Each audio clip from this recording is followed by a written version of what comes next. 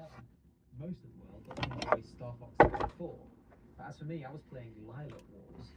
Two different consoles, two different-ish games, and two different names, but the same Fox McCloud kind of throughout there. So what gives, right? The short answer is apparently something to do with some German company. The longer answer is actually a touching answer.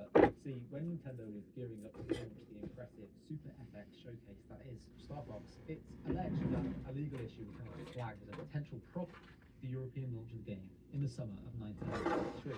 Now, the game arrived in Japan in February, and it landed stateside a month later in March.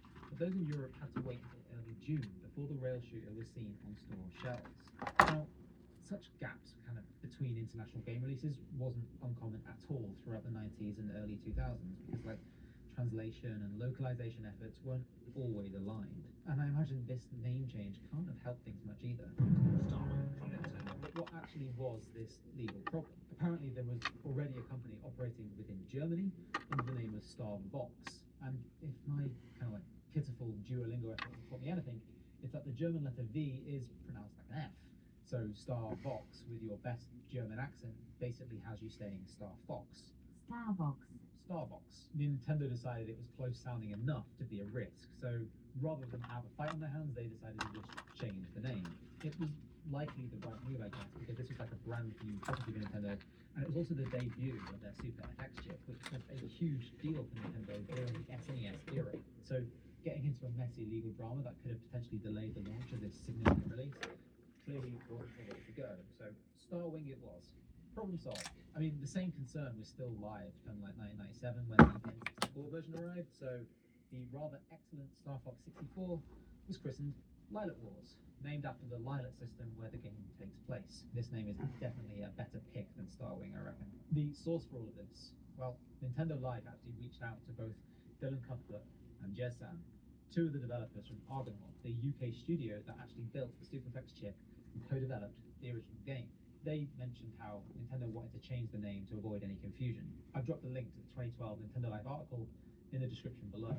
Jez-san mentioned specifically that, personally, I think both companies overreacted, and there was no chance that Star Fox and Star Fox would have created confusion between the two brands. Now, I'm no legal expert, but I kind of agree. But better safe than sorry, though, right? I guess that's kind of the approach they took.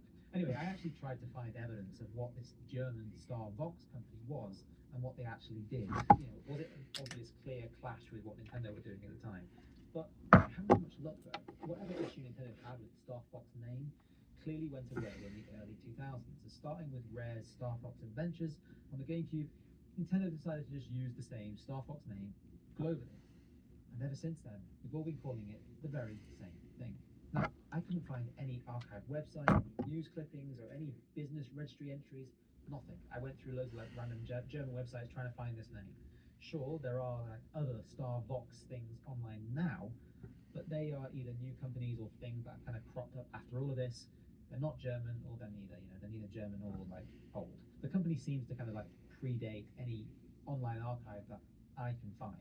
Now, there is one glaring thing that does require a mention, and that's something that happened back in 1987. See, a game literally called Star Fox was published for the ZX Spectrum, Commodore 64, and the Amstrad CPC by a company called Ariolasoft, and it was even like a sci-fi shooter. So what's interesting here is that, well, Ariolasoft are a German publishing company. So could this be a case of two things being kind of like muddled together? We've got a German company, and although they're not called Star Fox, they published a game called Star Fox. It sounds to me like this might be actually what happened here.